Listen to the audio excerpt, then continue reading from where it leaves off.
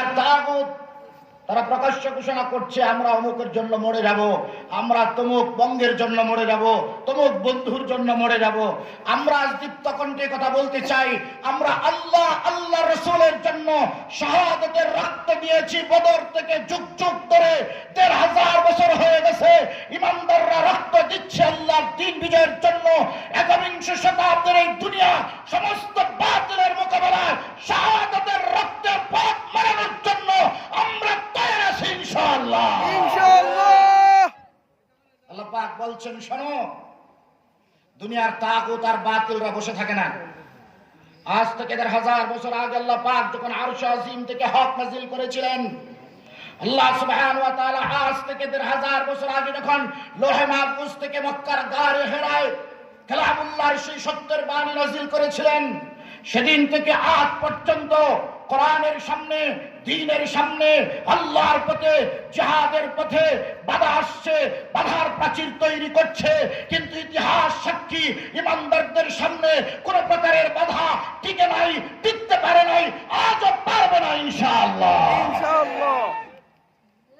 আল্লাহ পাক বলেন, দেখো, يريدون ليطفئوا نور الله بأفواههم والله متم نوره ولو كره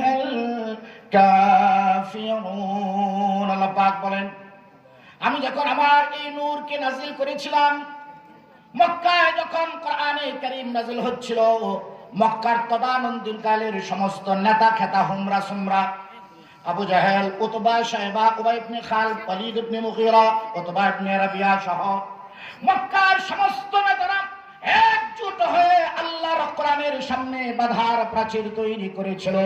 আল্লাহ পাক বলেন, শোনো, तमाम মক্কা কেন গোটা পৃথিবী কিয়ামত পর্যন্ত আমার কোরআনের সামনে বাধার প্রাচীর তৈরি করবে, কোরআনের আলোকে ফু দিয়া নিভাইয়া দিতে চাইবে। আল্লাহ পাক বলেন, কখনো নয়, নিভাতে পারবে না। আমি আল্লাহ আমার কোরআনের নূর আলোকে প্রজ্বলিত করে দেব। কথা ঠিক কিনা বলে?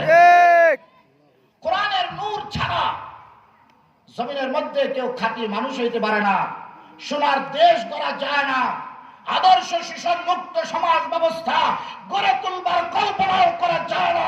একমাত্র কোরআনই পারে আদর্শ শোষণবিহীন, বৈষম্যহীন আদর্শ নিরাপত্তার সাথে ইমানদারদের জন্য শুধু নয়, গোটা জাতির জন্য এক আদর্শ রাষ্ট্র গড়ে তুলতে। কথা ঠিক কিনা বলে?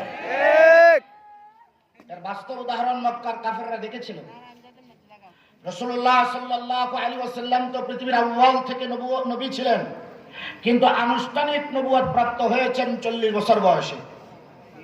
এর আগ পর্যন্ত রাসূল করিম সাল্লাল্লাহু আলাইহি ওয়াসাল্লামকে আল্লাহ পাক সর্বকালের সর্বযুগের সর্বশ্রেষ্ঠ নবী হিসেবে ঘোষণা করেছিলেন। আরশ আজিমের মালিক আল্লাহ। জোরে বলেন কে? আল্লাহ। এত জবান খুলে বলেন আল্লাহ। গভীর হইছে, ফেরেশতারা শূন্য বেলায় ওজরে কইলেন না, বলেন তো কে বলেছেন? আল্লাহ।